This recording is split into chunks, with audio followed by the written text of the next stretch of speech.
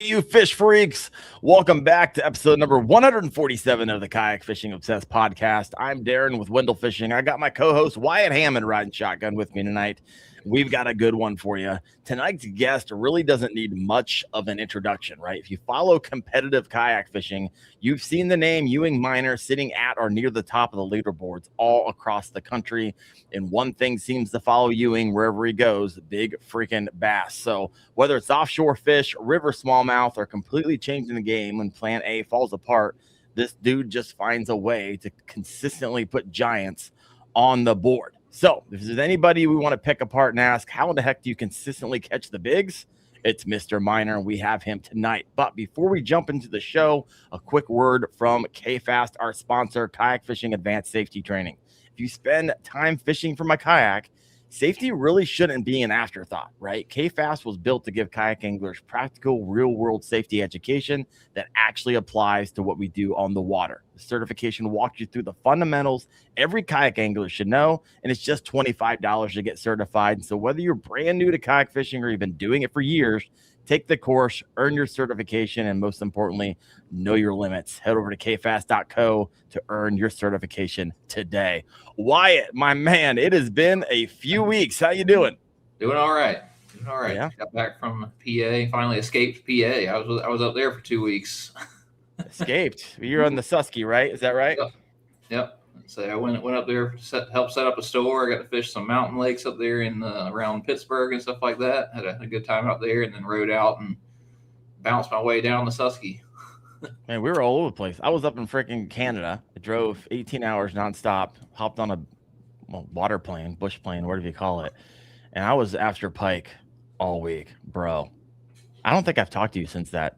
No, I was wanting to hear about that. Whew. So I didn't know this, but I guess a trophy pike is like 40 inches, right? And so everyone was trying to go after 40-inch pike. How many north of 40 can we get? And our team ended up getting like 19 total over 40 inches. We had a 46. I caught two 44s, which is like a 25-pound pike. Just managing it on bass tackle. It was freaking awesome, man. And so I got all kinds of videos and photos and stuff that are going to be coming out starting next week. It's hours and hours of footage you got to edit, but man, that was a blast. So catching a 4-pound bass, fun. Catching a 25-pound pike, bro, that's just next level. So it was a good time. Man. Well, yeah, I did that one time. I know, right? It was a good time. All right, well, let's go ahead and get I got Ewing over here sitting in the green room. Ewing, welcome to the show, brother. How are you doing? I'm doing great. How about yourself? I'm a little jealous. I'm the only one that doesn't have check wallpaper behind me, so I'm a little sad. Wyatt, I see a lot of champions on Ewing's background. I see a bunch of 3rd and 4th and 5th places on yours. What's going on here? Yeah, so true. Traded a lot of mine. Traded all my champions for 5th and 6th. Oh, is that what happened? Oh my gosh, so good. Well, I have officially lost mouse control. What in the world just happened? So I can't monitor anything on my screen. All right, so Wyatt, handle it over here. I don't know what just happened here. Like I can't. Figures. I've used this computer for like a year and a half and no issues, and now I can't use a mouse. I think I'm gonna have to plug it in. So you guys are gonna have to. Wyatt, can you take over for a second and ask him about his many recent wins? I know he was on the Susky this past week. I'm gonna go plug in my mouse and I'll be back. Charge it for just a second. Yeah. All right, man. So you've absolutely kicked everybody's ass this entire year for Bassmaster. I think your lowest place was 6th, something like 6th place, 5th place. I got 12th at 13th at Caddo Lake, which that one really should have been a 9th, but I had a 18.5 incher that I was just in a rush and I flopped it out of a pro angler. But yeah, it's been an incredible season. Let's say to top that off with you had the Bass Nation, TN Bass Nation as well. So I mean, it's not just been bass; it's been across the board. It's been all of it. I've spent a lot of time on the Tennessee River with I I joke with Steve Owens, telling him that after this season, he's gonna have to quit calling it the Tennessee Bass Nation and call it the TVA Bass Nation, because it's Chick, Watts Bar, Pickwick, Gunnersville, and two of those are mainly in Alabama. But actually, I remember you had like 106 down in Gunnersville earlier this year too. 108. 108. Yeah, he remembers. I did. You can't forget days like that. It was spectacular. I was just riding out the urchin craze, which is they're getting very smart to it. It blew up, and I know some people are still catching them, but usually when they get smart to baits, they get smart to them first in Tennessee. I was telling them it seems like it's dying off a little bit more. Everybody's still throwing it, but you're starting to separate like the diehard people who are throwing it versus the casual people who are throwing it now. And I said you were one of the first ones out there throwing it, as far as I remember. Like it was back in February, March. You had it before everybody. Well, I threw it in practice for the Dale Hollow event I won last year. Really? So I've been throwing it, but I wasn't throwing it right. It took some people catching them on live for me to finally figure it out. But yeah, I rode that train for a little while, and it was fun. But it's the last few times I've thrown it, it's not like it used to be, and it happened quick. That's so interesting. I've noticed people's tolerance for seeing it online is also not. People are like, oh, chump bait, this, that, oh, you're whatever. And I got some people who are writing me like, oh, I've never used it before in my life. I need to go buy this. So up here in Ohio, they're still stupid because they're still eating that thing like it was 3 months ago, at least on the lakes I'm throwing it on. So I don't know, but I'm sure down in Tennessee, those highly pressured lakes. I mean, Wyatt, when you took me to the lake where you made me fall in love with the thing, I went the next day. And I literally was catching fish that had quickies in their mouth that had broken off from people. Like, holy crap, this thing is really getting thrown quite a bit. So that is wild. Now, with Ewing, you said you weren't throwing it right. So maybe help somebody out who may be making the same mistakes that you made last year, and tell us how you do it now. So I was throwing it and kind of, sink it down to the fish and just shaking it kind of like you would with a minnow. It's more of a jerk bait than it is that ripping it. I don't think you can rip it too hard or too fast. If they're going to eat it, they're going to eat it. And it's more of playing cat and mouse with them instead of trying to sit there and hover it over their head and annoy them. It's pulling it away from them. And something about where it pulses, when they eat it, they eat it. But if they're not going to eat it, they'll swim up and they'll just swim off. Yeah.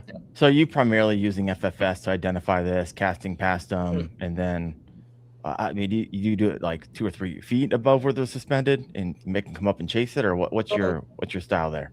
Well, usually I'm fishing structure with it. I've found the suspended fish don't usually eat it that good.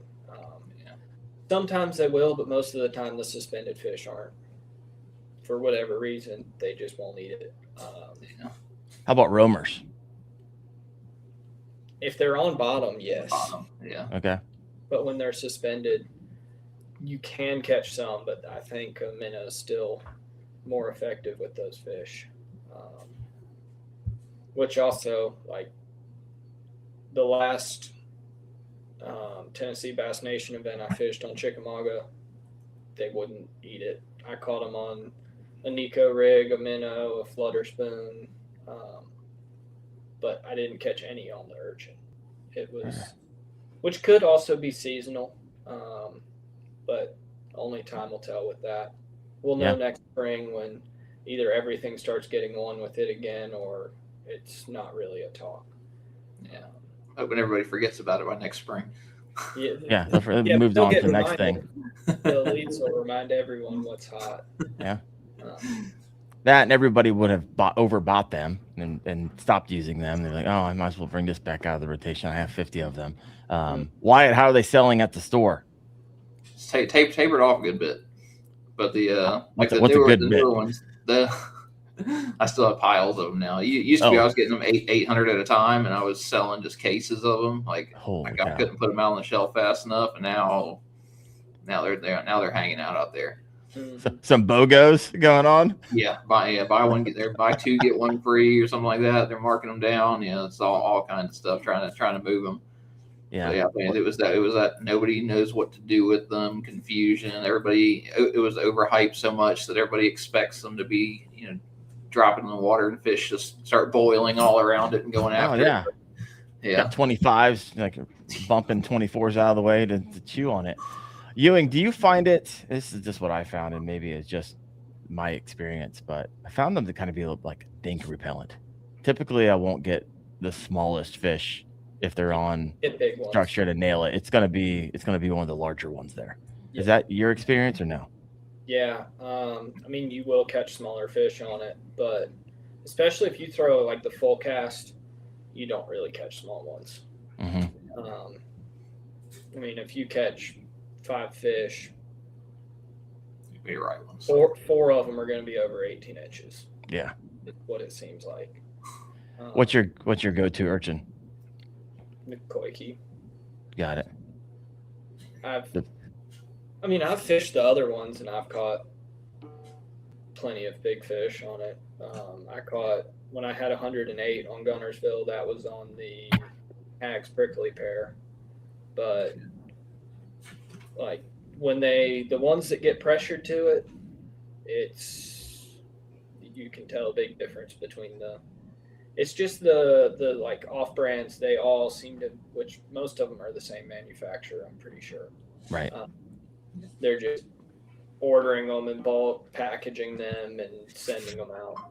But they're not as stiff as the hide up koikis are, and I think something about that, whatever way it pulses, like if you rip one of many off brands, they'll fold all the way back and then come out. Okay. Whereas the hide up, it springs real quick. All right. Interesting. I don't think I've actually held a actual hide up koiki in my hands before. Prickly pear, the generics. I fished the amoeba with success, but never actually have had one of those. So I'm gonna have to take your word for it, or just get my hands on it myself. All right, we're gonna move away from the urchin conversation unless it comes back naturally. Let's move over to you got a lot of checks on your wall. There's a lot of championship trophies behind you. Just from this year. Yeah, I know, right? You're on fire. I was looking at your standings today on Tourney X. I mean, you've caught multiple 25 3/4 that I saw, and these are just absolute monsters. So when did you realize you were approaching bass fishing differently than most anglers? I don't know. I feel like I'm not really approaching it that much differently. There's a lot of guys that are out there doing it the same. I think it's just like the instinct of when to change and when to make those adjustments. Because a lot of those, usually your tournament wins. It's not exactly your practice plan is what you do. Something changes throughout the day that you make that change. You realize what I'm doing is not, it might be working, but not how it needs to work. And you make that adjustment. And I think that's the biggest thing in tournament fishing is being able to adjust with the day, with the conditions, relocate those fish and stay with it, especially 2-day tournaments. You get out there day 2, it's almost always different. Yeah. Interesting.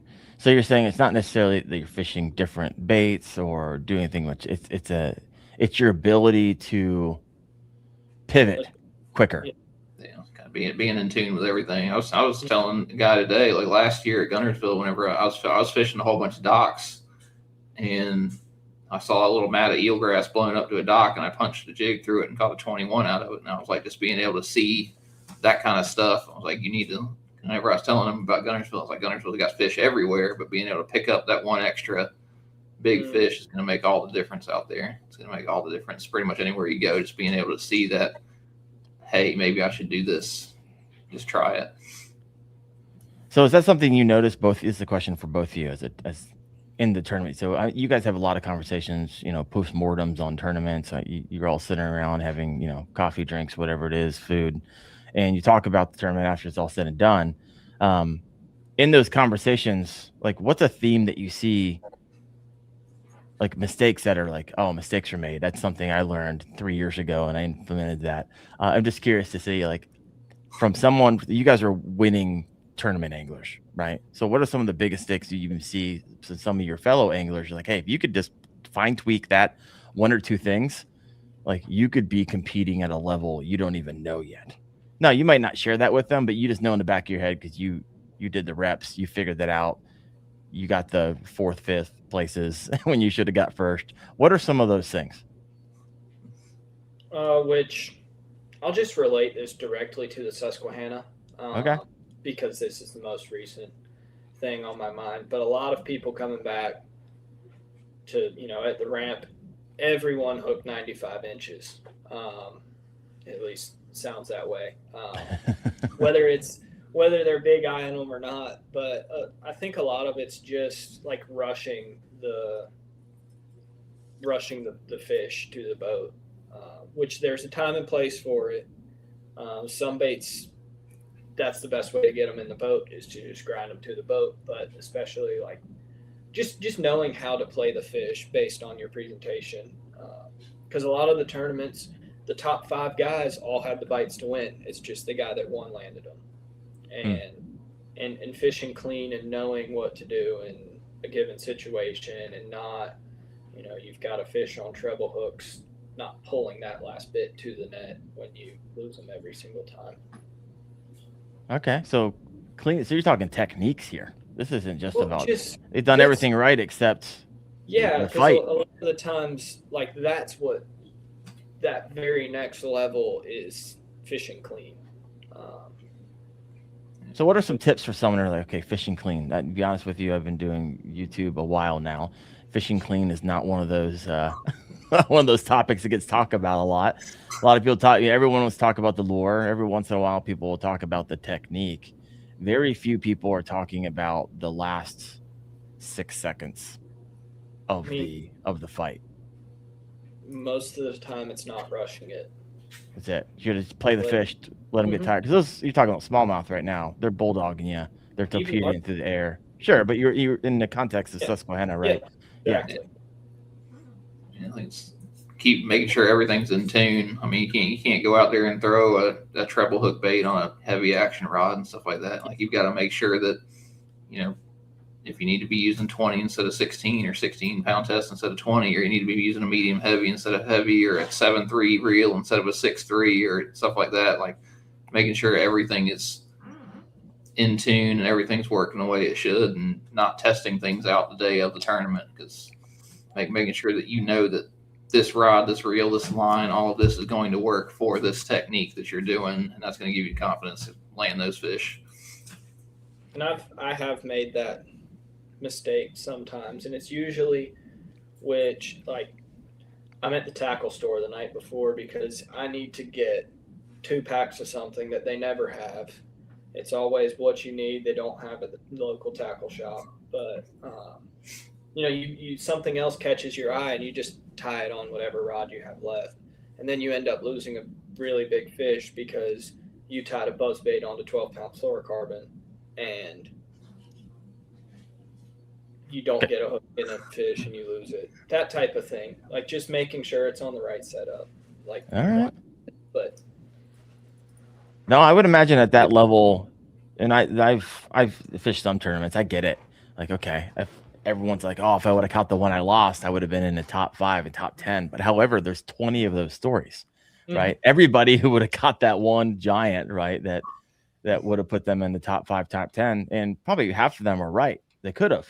And so really paying attention at this level, like those details actually matter. What you're saying, they matter more than most people actually think. Most people are thinking it's lure. Most people are thinking it's, area presentation. Not a lot of people are talking about fishing clean in the details. So I like that. Next question I have for you. Of course, everybody wants to catch big fish. The biggest, the fatter, the longer in our scenario, the better. So what would you say separates the anglers, who a lot of everyone listening on here, we're just weekend warriors, man. We're just trying to get a little bit better. Maybe we'll hear Ewing say something that just changes the game, maybe 0.5%, and that's a whole lot better than it was when we came on the podcast today. What separates the anglers who occasionally catch a giant from the anglers who consistently find them?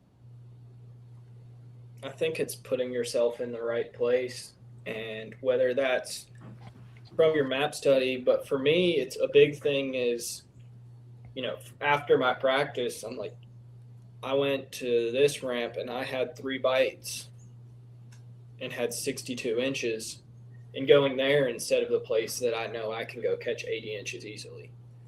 Just being around the big fish, even if it is a risk. You're not going to win if you're not around the winning fish, and sometimes it's a hard decision of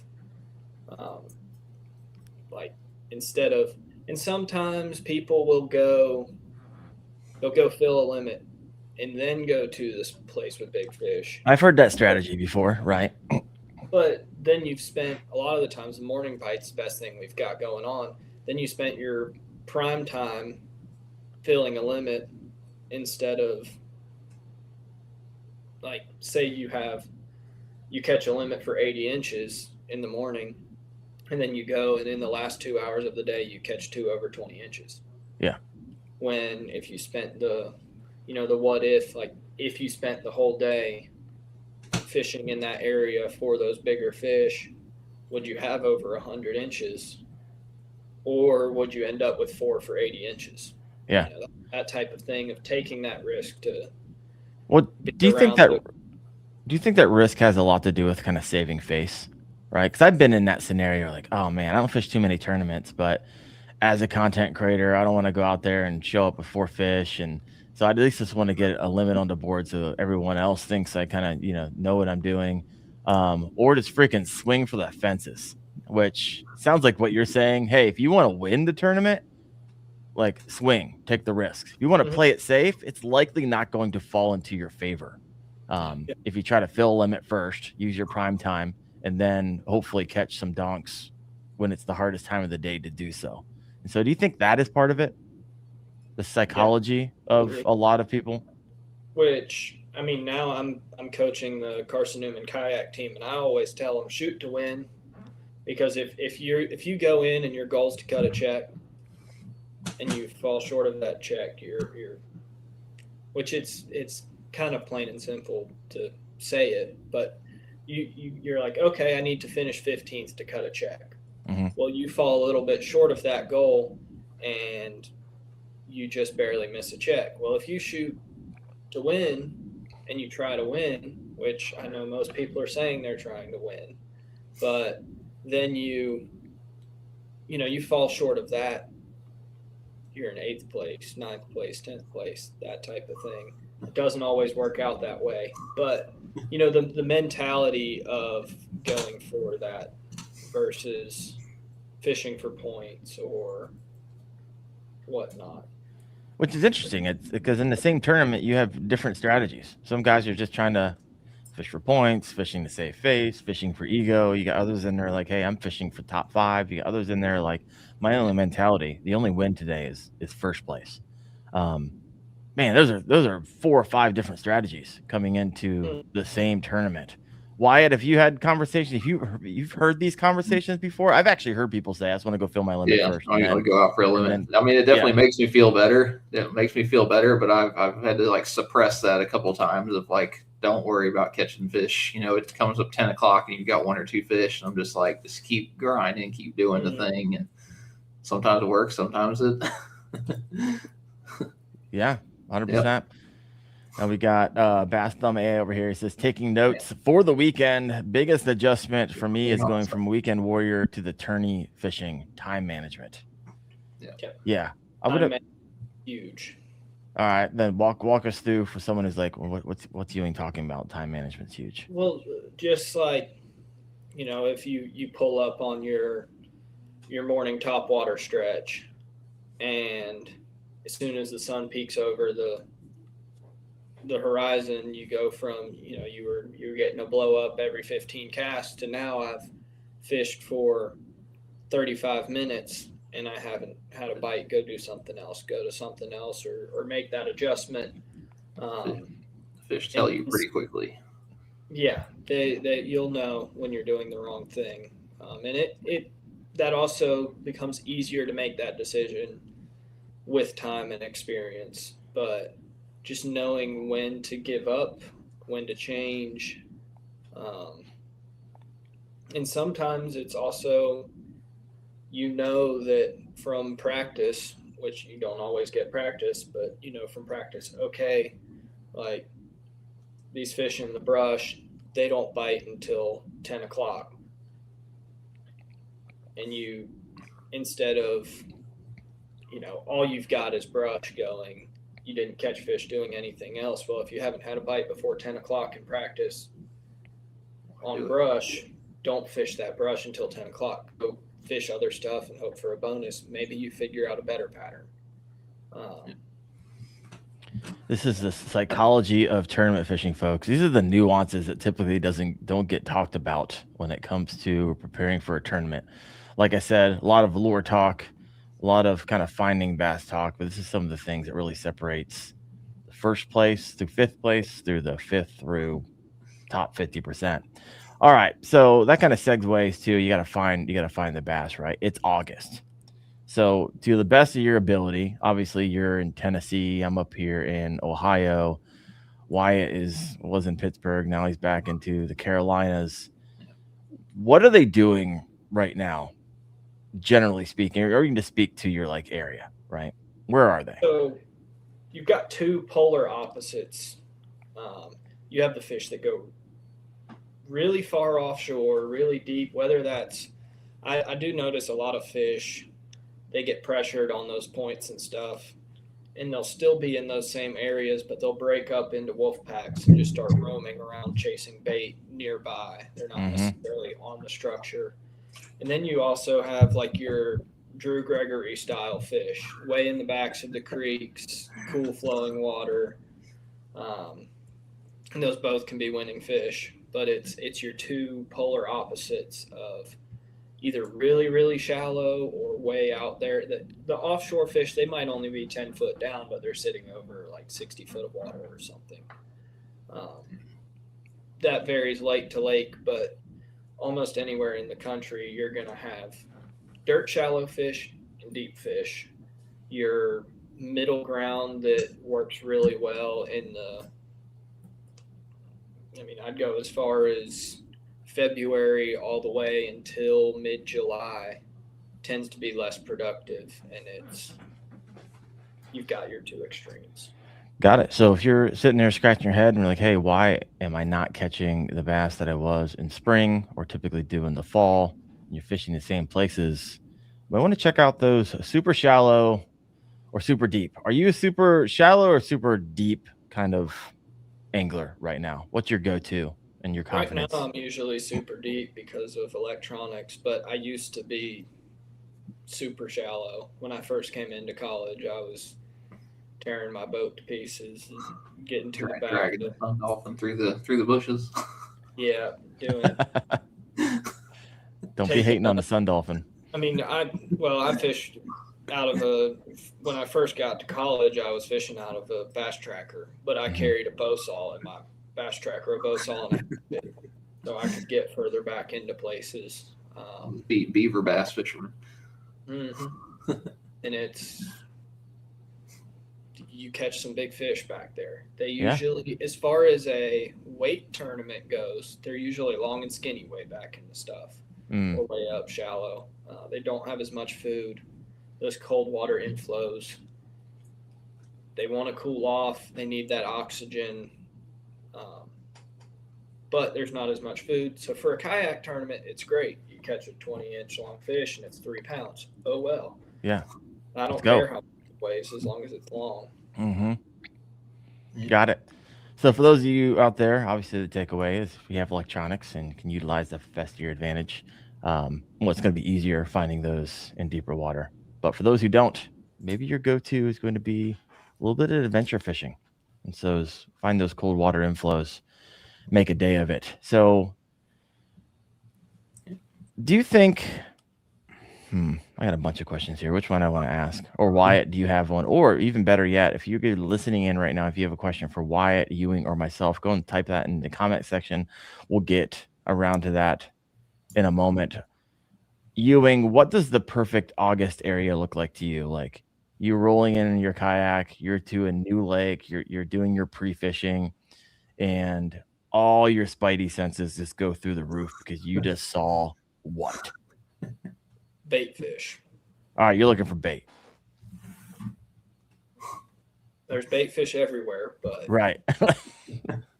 don't know. It's they start to get towards your, like in the fall, they chase bait and stuff. But I mean, on electronics, you see, I should say, balls of bait.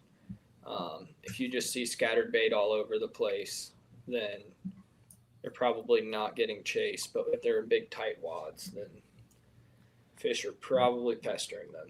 So this is the fascination with FFS. I recently just got Humminbird Mega Live 2 with an Explorer unit, and my eyes just there's so many freaking fish. And it's so interesting. You'll go to a lake, you'll be like, there's nothing freaking down here. And then you go to a different lake or a different part of that lake, you're like, holy crap, I found them all. Everything. Bass, non-bass, carp, 75 different bait balls. And then this bait ball, like you said, really condensed. It's a really bright return. And then I can literally see the bass underneath of it, like pecking them away. And I can literally, as I roll my lure through it, they're blowing up, and then bass are taking advantage of that. It is a wild world underneath your boat, and something I never realized until you can actually see those returns on sonar. And so it's been wild. So that's what you're looking for. What I have found is, okay, there's bait ball over here. I've just passed another one. I'm scanning up. There's another one over here. The ones you're looking for is the bright return. What you're saying, you want them tight together, or you're looking for? Are you looking for the fish underneath of them, or are you like, hey, they're there, I just can't see them, they're in the grass? I look for the fish as well, but sometimes you'll see like a big bait ball and big bright return, and you see a dull patch in it, and there's a fish sitting inside of the bait ball that you can't see. All right, so if you ever see that on your FFS, that's what you're looking at. But like, as far as going out and fishing for fun, ideal August, I'm going to a river. I'm not even going to mess with the lakes because I don't enjoy it as much as going to a river. So is it just in general you enjoy river fishing, or is it just too hot and the bite's just not as hot as it usually is? The dog days of summer when the lakes are miserable, wake boats everywhere, you're sweating bullets, you can go fish a river, and if you get hot, you jump in chest deep and sit below a shoal and catch a bunch of smallmouth or something. Yeah. And the rivers are still in that flowing water. Going back to that cold inflow, the rivers are going to be colder, it's flowing, it's well oxygenated. Those fish are still very active in the summertime. We'll get the river fishing here in just a moment. Real quick question for you. You say you're looking for bait. You find them. You got the bait ball. You just shaking a minnow down there? What are you reaching to in your arsenal of rods and reels and lures? Minnow, spoon, topwater. All right, go-to minnow. What type of spoon? You make them come up for the topwater. What do you got going on? I've got a ton of different types. I mean, I own about every single type of minnow, and it seems like different bodies of water, different lakes, you'll rotate through colors, size, different profiles and stuff. And since you are looking at them on a screen, you can tell when you're throwing the right one or the wrong one, and you can go through that process of elimination pretty quick. So this goes back to our earlier conversation. We're like, hey, you got to know when to change. Mm-hmm. So give me a scenario, a recent scenario. You see, you're throwing it. How fast are you changing baits? Are you going like, 30 seconds? Okay, I'm switching it out, or are you giving it a little bit more time? Like what's going through your head? Like teach somebody who maybe stays on bass too long, really how fast do you make the decisions? Maybe we can glean some wisdom from that. Unless those fish are in what I would, based on my location, but call like a TVA school where they're set up on a point in a group. If they're roamers and they chase my bait once, I'm not throwing back at them again. I'm moving on. You get one shot with those. Yeah, sometimes you can throw back and catch them, but usually if it's the right size fish, they're either going to bite it the first time they see it, or they're not going to bite it. I'll say I start off with a minnow. I'm throwing a 4-inch minnow, and they come up and chase it. Throw it at 2 or 3 of them, nothing. Or sometimes, say they're not chasing it that fast. They're just kind of swimming up and looking. Maybe go to a bigger minnow, different color. If that still doesn't work, go to a spoon. If fish are sitting high in the water column, I almost always try to get them to come up on a top water first. For whatever reason, they just like spook or a popper. What are you reaching for? Spook, usually a spook of some sort. Got it. Need to go grab my top water rod for tomorrow. Yeah, there you go. Whether that's like a shower blow, cane walker, pencil popper style, or just your regular like spook style bait. Walking baits, even bright sun, and they'll come straight up. You'll know if they can see it, and you'll know fast if they're going to bite it or not, because they'll come at it just like a rocket and explode on it, or they're not going to mess with it. Not interested at all. But that's really anything you throw at them. They'll tell you pretty quick if it's going to work or not. And sometimes there's days you just can't do anything right and you're not going to catch them. And, yeah. Maybe that's when I'm like, okay, this isn't working. I'm going to go to those inflows. I'm going to completely pivot and I'm going to go dirt shallow and see what I can make out of the day. How often do you do that? Recently I haven't a ton, but I mean, this was several years back, but a tournament on Chickamauga, and I went during practice. I went and typical summertime offshore stuff, but this was early September, so still the same patterns as August, but those fish were just acting really funny. They'd been beat on all year, and I went to the very back of a slough, some cold water coming in, and I ended up getting second in that tournament. I caught a 25 1/4 inch as my kicker in the tournament. It was how much water was it in? Probably about 2 foot. Jeez. Weightless Texas rig Senko. That was violent. Mm-hmm. And that's shallow water. So this is interesting to me. So you're moving through lures and presentations at a much faster rate, I would imagine, than most anglers are. Yeah. I mean, like 5-10x. Most people will keep on throwing or keep doing this, and they'll hold on to a bait because they're a confidence bait for 20, 30, 40 minutes, hour and a half. Mm-hmm. By then, you could have moved through 25 different lures. Through my whole box. If I haven't caught a fish in 30 minutes and I'm throwing at them, I've gone through everything I have in the boat. Like, how many things are we talking about here? Like one a minute? How many fish am I throwing at? It's sometimes you'll go 5 minutes without seeing a fish. Sometimes they're all over the place and you just can't get them to bite and just keep rotate. So the bottom of your kayak looks like a bait graveyard at the end of the day. There's this stuff freaking everywhere. And I've had so many tournaments where people say, "Oh, I can't believe you caught them on this." And I'm like, "What do you mean?" And it's something that I've had laying in the bottom of my kayak for who knows how long. I love it. Part of the strategy. Yeah. This stuff everywhere. Because that's also another thing. I'll pick baits up out of the bottom of my kayak. It's faster than going into the tackle box. I'm like, that might work. You're just cruising. So you just use some.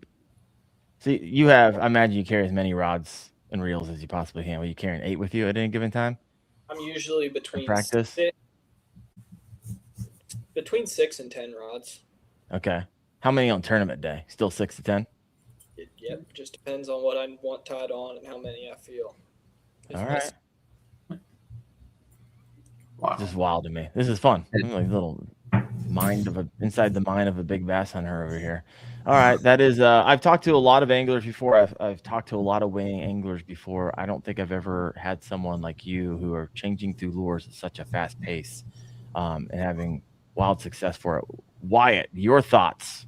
See, I'm going to try that. I'm going to Murray tomorrow, so I'm going to have to bring a whole bunch of different kinds of minnows now. I was only going to bring one, but I guess I'm going to bring a whole bunch of minnows just to see what all's going to work. Let me know. So, when it comes to style, Wyatt, I know you like to fish fast, Wyatt. You've told me. I think in the context of that conversation, you were talking about like moving, not just staying in one place. Not that one's better than another. One works for you, and one works for Ewing. But what is there something there? You're like, hey, that's interesting. I might have to try that out. It might be something there. The different minnow thing. I usually kind of like stick with 2 or 3, and if they're not biting, I just change the whole thing altogether. I'll just go do something else. But yeah, like trying to make sure that the size and everything is right. Like I feel like if I'm on a blueback herring fishery and my thing looks like a blueback herring, I don't mess with it too much as far as like size and things like that. But I'm gonna start messing with size, and I'm still relatively new to the forward facing thing, so got a lot to learn with it. I personally hate a minnow on a blueback lake. I just don't do good with it. Yeah. People do, and I've had my butt kicked by it, but it's not fast enough for me on those lakes. I want something top water. Top water, spoons, list goes on and on, flukes, but something that you can't pull it away from them fast enough. Yeah. And there's the opposite end of things, like your Nico rigs, just plinking it at them and letting it sit. I can't do that. If I bounce in front of them once or twice and they don't eat it, I got to go to the next one. I got some comments over here from the comment section. Got Rooster Tails. Hey, these fellows from Tennessee. Ewing is from Tennessee, and Wyatt co-hosts North Carolina or South Carolina? North Carolina. North Carolina. Yeah, there we go. Love it. He said, just subbed. Ewing, good talk here. I subbed to Wendell long ago when I bought my Garmin Starker 4. Freaking love it, brother. Hopefully that's where I started on. Good stuff. Changing, this one from Michael Bradley. Changing lures that often, what's Ewing's go-to knot? Palomar. There you go. Easy and fast. Do you ever use any type of clips on certain things? Nope, just retying it Palomar. Well, I mean, I feel even if I'm not changing baits, I retie very often. It's part of fishing clean. Especially during a tournament. Yeah, I can't deal with people whenever they come in and, man, I broke off this fish. I'm like, well, did you retie? Like, I broke off the winning fish. I'm like, well, that's in your control. That's actually something under your control right there. So unless it's got you buried in something, that's So are you retying? Is a quick question. Obviously, you can do it by feel, right? If you're feeling next, are you retying simply just because do you have like a system in place? Caught a couple fish. I haven't retied in like. Oh, so it feels good. You're like, I just caught a couple fish. It's time to retie. I mean, if you, which I probably start thinking about it earlier than people that aren't used to it, but if I think about maybe I should retie, I'm retying. Got it. So you don't need any type of visual or physical clue to do that. You just if I feel any kind of abrasion in my line, I'm definitely retying. 100%. But I mean, a lot of the times it's just, especially if you catch a big fish, just cut and retie. Don't even worry about feeling your line. Yeah. All right. But man, I've heard people talk about tournament fishing a lot. These are some things that don't get talked about often. This is good. All right, let's get a little tactical here. The August bait box. Ewing, I know that right before the show, you went and got your river box. Mm-hmm. And you just said you're going to share everything in there with everybody, right? Is that what you said? No, I didn't. Oh, you didn't say that. Oh, my bad. I'm not allowed to share everything. You're not allowed. No, Christine. He has an NDA. Oh, got it. Well, show us what you can share. What we got here? That's a 1/4 ounce Boogerman buzzbait. Yeah. I throw that all the time on the Susquehanna. It was part of my winning rotation when I for the first Bassmaster I won, and then this past tournament I caught a 20.5 and a 19 on it. Can't show the exact same weight bait that I throw. Well, go back to the one you threw on the screen for 3 seconds. So that's got a stinger hook on it, right? Yeah, it's got a trailer hook. And what's the trailer on it? Menace grub. Yeah, it's a Glacier Menace grub. It's kind of a translucent white. And this skirt, I actually pull. I don't know the exact percentage of it, but I pull a lot of that skirt out, right out of the package, so it's not as full. And that's mainly just where I'm trying to maintain that translucent appearance with that Menace, so they don't get that great of a look at it. Trailers on buzzbait, I will, even if I have a trailer hook, I will always, any type of skirted bait really, always run a trailer on it, because it gives them something that they can, because fish suck things in. Mm-hmm. Chatterbait? Chatterbait better have a trailer. Really? Trailer hook? No. Trailer. I was about to say, Like I've never. Trailer. Something that they can, because fish will suck things in, and when it's just skirt, there's nothing that they're pulling on. Mm-hmm. They just get air through it. Yep. Or water through it. All right, that was one. You got a long way to go. Like a wake bait of some sort. This is specific to river smallmouth. You've got somebody a baby 1- earlier, and I was like, geez, when was the last time somebody made one of those? This is actually this is an evergreen CH1. I don't know what that stands for. It's a nice wake bait. I do like it. I do throw it. They will eat it.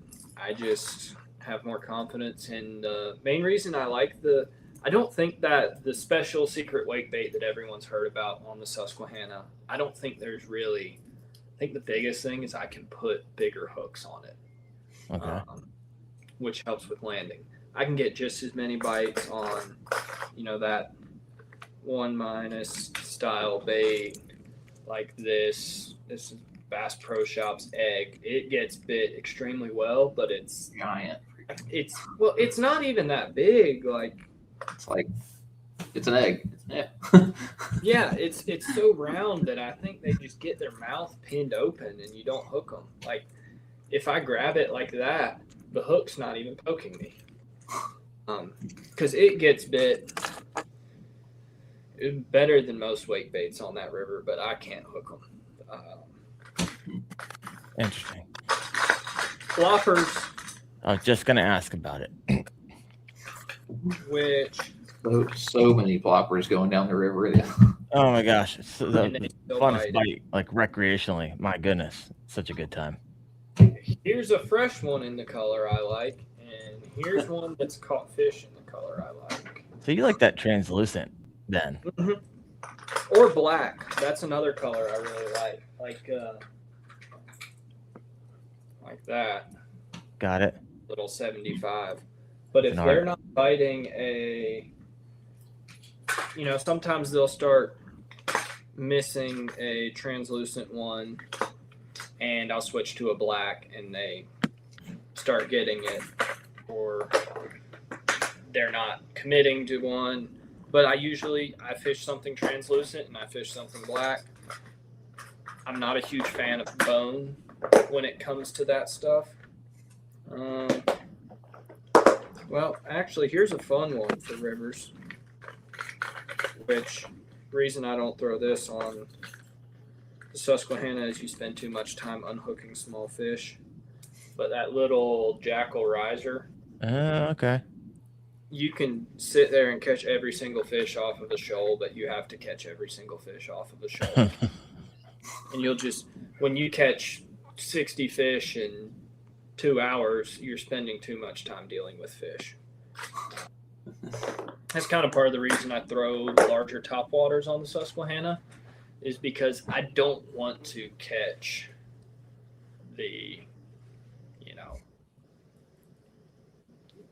14 16. Yeah, because they take a long time to bring in, and if there's a bait that you can target those 17-inch plus, which my goal by the end of the day is all over 18, and if you can target those bigger size fish and not have to fool with the smaller ones, way better. So when are you throwing one of those wake style baits over the plopper? Like what's going through your mind when you're reaching for one over the other? And are those the two mainstays when you're on the river? That's what's bringing in? I start my morning with a plopper and a buzzbait, moving fast, covering a bunch of water. Is one of the local guys that fishes tournaments up there. He said it after day one at the ramp. He was talking about, taking advantage of the early morning bite and getting the low hanging fruit, like that type of stuff. I want to be extremely efficient. They're dumb first thing in the morning. They haven't seen anything yet. It's low light. I like to get my bait in front of as many fish as possible. They usually aren't going to care what it is. And a buzzbait and a plopper, you can cover a lot of water really fast. And then once that sun gets up, they get a little more finicky. They've seen a lot of baits. Then I'll slow down with that wake bait. But early in the morning, I feel like I'm not covering enough water with the wake bait. Got it. So you're just all tactical, all strategy. I want this lure in front of many fish as I possibly can to get the aggressive, dumb ones that can't see really well yet. I like it. Big player on that place, but I don't catch them on it. Say that again? A chatterbait. It's a big player out there. I don't catch them on it, but you saw Abby and Jody were right on my heels, both throwing a chatterbait. So I can't catch them on it, at least not good ones. Yeah. I mean, it takes some of that strategy. I have some rivers of fish around here. It's nothing compared as far as quality size fish that there is in the Susky. Nothing. Yeah, nothing is. But I went out and I was like, oh crap, I got 25 smallmouth. I couldn't get one over 16 inches. And so there's not a whole lot in the river that are, but I know they're there. I mean, up to 22s on the rare occasion. But maybe I'll take a little Ewing minor strategy playbook, try to get that early in the morning. Because usually I found that I can't really get a hot bite on the plopper until after the sun comes up and it warms up a little bit. But you're saying you had different return. So I don't know. There's a lot of people that did really well in the tournament that threw nothing but a plopper the entire day. It just wasn't me. That's not. I always try to do something a little bit different than the rest of the crowd. Yeah. Place. And a lot of my success comes from just staying away from people. And I was at the same ramp as Wyatt. There were a lot of people at that ramp. It was tough to stay away from people, but I spent most of my time focusing on staying away from people, still within areas that I found a lot of fish in during practice, but just trying to rotate around water until I find an area with not a lot of pressure, so they have time to set up on the things that they need to set up on in order to catch them. And then I keep my head on a swivel, seeing where people are fishing. Not that I want to go fish where they're fishing, but I want to fish where they're not fishing and where they haven't fished in a while. Which usually that's the opposite of what you want to be doing when you're tournament fishing, is thinking about the next spot. But on a place like that where someone driving their kayak past the rock or the island that you want to fish can mess them up for 30 minutes to an hour, you have to keep in mind, okay, someone just fished through that. I need to not fish it for at least an hour. For those who've never been on the Susky before, like, paint a picture. How wide is this? How many? I mean, it's a long river. So, is everybody just in the same spot, or a lot of people in the same spot? The river's like close to a mile wide. Yeah. So why are you even near anybody else at that point? Is my question. Well, there's tons of river in play, and there's about, I don't know how many miles it would be, but about half of the river that's in play, which one of these days someone's going to win it outside of that main stem of the river. But you're usually just wasting your time. But last summer I was up there for 2 weeks. I fished 2 different tournaments, and one of kind of my off days, I would call it, I fished on, I don't know what branch of the Susquehanna it was, but I had like 94 inches on a glide bait in 4 or 5 hours. So someone can do it. It's a very risky tournament strategy because there's not as many of those 18-inch plus fish. Got it. So they're concentrated, and everybody knows it who's been fishing for a long time. Everyone knows that there's not like one particular stretch that wins every single year, but everyone knows the general, like, I don't know how many miles it is, but the general stretch. Yeah, general 30-mile stretch of river that it's won on every single year for the past 5 years or 6 years or however many years there's been big tournaments up there. Yeah. And it's right there below that dam. Oh yeah, the infamous. I'm so glad they got Say that again. You're so glad what? I missed it. So he's glad that it's not in inbounds anymore. Oh yeah, we had a long conversation about that in one of the previous. That was terrible. Yeah, wild. That's interesting. And so you just had so much drama of, like, if someone was fishing the dam, even if they didn't break any rules, everyone's like, "Oh, he was fishing the dam. He was cheating." But you can't fish the dam without cheating.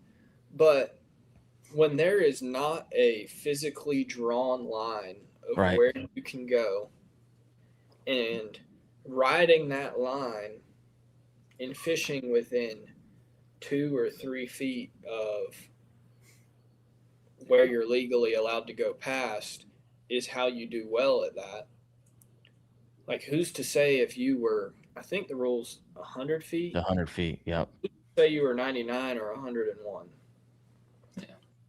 Which I have a buddy that lives up there that fishes he used to fish the dams a lot, and he got out of it because of all the drama.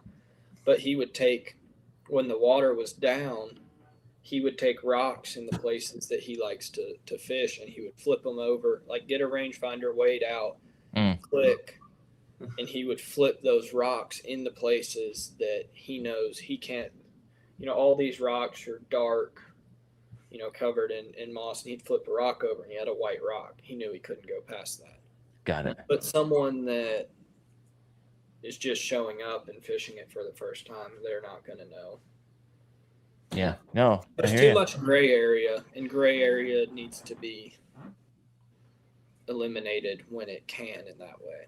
Yeah, no, 100%. So this is interesting. So when you're fishing this in river fishing, you're not just fishing, you're taking a look around. You're constantly aware of your surroundings, looking for spots that people have fished by, giving it time, and then coming back to that spot whenever enough time is set for them to reset. It's also a big part of that game. Probably a part of the game that most people never think about. Fascinating. All right. I like it. All right, we're at 1 hour. If you got any questions for Ewing or Wyatt or myself, throw those in the comment section. Got a few comments over here. Got one from Rooster Tails Outdoors. Subbed all 3 y'all now. Love these talks and tips, guys. Thank you so much, Rooster Tails. Appreciate you. All right. A couple more questions. I think I know the answer. Are you a map study guy, or you just go out and feel it out? Are you a map study guy, or are you gonna go out there and feel it out as you go? I map study a ton. Yeah. I hear from that comment that you told me at Susky with your rocks out there. Yeah. Which a lot of that isn't map study. That I have a running Google Earth project that I mean, anyone could look at my Google Earth project and see I could send every person every single waypoint that I have on the Susquehanna, and it'd just be too much and it'd be overwhelming. And a lot of it's knowing what to fish when, based on the water conditions. And some of the waypoints will say high water, low water, but yeah, just knowing where the fish go. And then I have I think Wyatt did really well fishing those isolated rocks, if I'm not mistaken. Am I right? Yeah. Yeah. I found a bunch of them, and then people drove over top of them the second day, all day the second day. Yep. And I've got a lot of those marked throughout the entire river. You float over a rock that's this big around, and 3 18-inch plus smallmouth swim off of it, drop a waypoint. I might not ever fish it again, but if I'm in the area and I'm on that pattern, I've got it marked. How many waypoints do you have marked on, say, that river? It's hard telling. Hundreds? It's probably 1,000. 1,000. All right. Just I have fished that river every single summer since 2021. So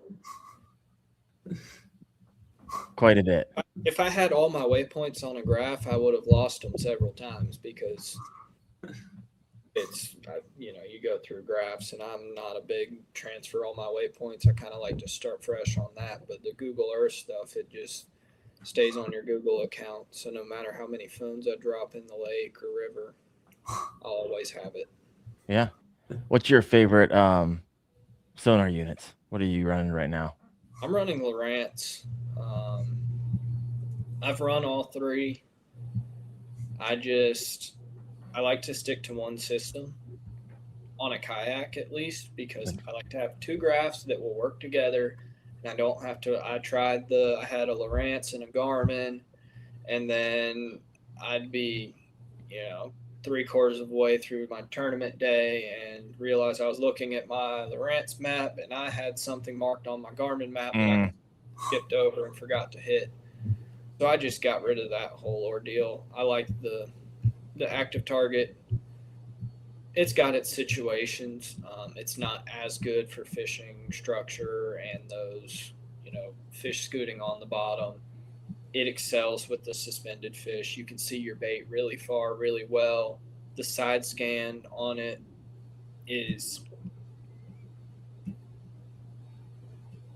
right there with Humminbird. I think Humminbird's better in some situations. Down scan, I would say it's better than Humminbird.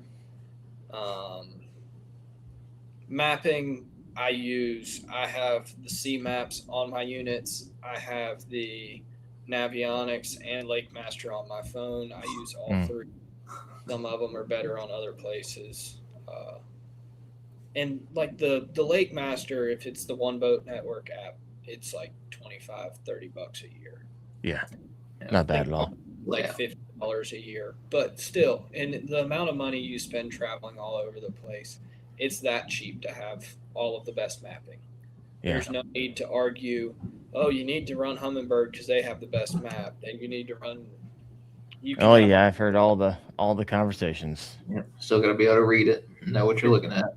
You're putting yourself at a disadvantage if you're just looking at one map, because there's things that some maps show that others don't. And give us an example. What are you talking about here? So for those of us who are like never thinking about getting FFS, no clue what I'm getting myself into. Well, forward-facing sonar, I'd say whatever brand. I don't know. I don't have much experience with the Humminbird. I think Wyatt, you run it, right? No? I switched to Garmin after recently. I don't know. The Lowrance and the Garmin are both really good. I would wait on that new Garmin, the two new Garmin transducers. From what I've seen, they look worse than 34. Hit and miss. I'm gonna let Angulus be the field tester for that. Yeah, but Abby's got one, so he's got a 42. You gonna throw a chatterbait? But yeah, I'd say if you have Lowrance graphs, add a active target to it. If you have Garmin graphs, add a live scope. If you have Humminbird, you might want to consider getting a Garmin. I know some people like Bailey does really good with the Humminbird. It just to Mega Live 2, I don't know. I don't have enough experience to say, yeah, it's just as good. But as far as the Garmin versus Lowrance argument, there are situations where one will excel over the other. And if you prefer fishing structure, maybe go with the Garmin. If you want to fish more of your open water stuff, the Lowrance is incredible. But yeah. All right. I can tell you 100%. You use as many map sources as you can. Because I know CMAP, the Chart Explorer, is free. You can see that on there. That One Boat Network, I use that. And then I'll still use Google Earth, like rolling back the history just to double check shallow stuff. But I've seen down in Florida where CMAP doesn't have stuff that Humminbird does, and vice versa and stuff like that. Because I remember I was telling my buddy there was a ditch in one of the lakes in Harris, and I was like, hey, I'm gonna go fish this ditch right quick. And he's like, what are you talking about? He's got Lowrance, and I've got Humminbird, and mine shows a 12-foot ditch, and his just shows just flat nothing. Yeah. And I've also seen like Tennessee River. There's one spot that I fish on Chickamauga that's really, really good. And on Humminbird and Navionics, it just shows a straight edge of the ledge. And then on the CMAP, which it also depends on which CMAP card, because it's the base map card that the Discover, I believe, that shows it. There's just a little push out on that ledge, which if you go down it with side scan and down scan, you go down the side of that ledge, you're going to find it. But if you're just motoring on to the next spot and you're not paying attention, little details like that you'll miss. And that's all three brands will show different stuff in different ways. I do really like on the Navionics, the relief shading, I feel like, is better than the other one. That was Champlain last year. That was a huge tool. Even though everyone was catching suspended fish, I was fishing rocks, but it would show those rocks on the relief shading on the Navionics.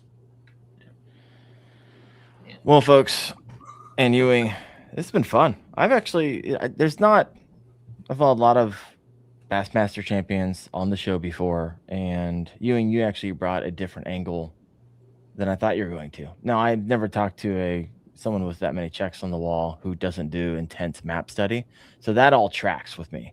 But some of the other things that you mentioned is definitely some nuggets that hopefully those of you listening in can apply and also have success with. Last question for you, Ewing. What are you big on social media? Do you post it all? Do you not care about it? Where can people find you? What is coming up for Ewing Minor and throughout the rest of the season? So I'm on Instagram and Facebook, Ewing_Minor on Instagram and Ewing Minor on Facebook. And then I have one YouTube video that I posted before I decided that I don't enjoy editing one bit. So you don't have to worry. If you want to see it, it's Ewing Minor on YouTube. It's a video from Champlain. 92 views. I don't know. I'm just guessing. I know YouTube usually treats the first video. Like, well, I filmed a tournament on the Susquehanna, and I was like, I don't want people seeing all of this. So then I just didn't edit it. And yeah. No, it makes sense. Yeah. So what do you got coming up in the months to come? I'm fishing the Tennessee Bass Nation State Championship on Dale Hollow this weekend. Nice. Then I don't think I have anything going on until the small tournament in October. Yeah, there's something on a herring pond. We'll see how that goes. Done really well on Hartwell, so we'll see if it translates.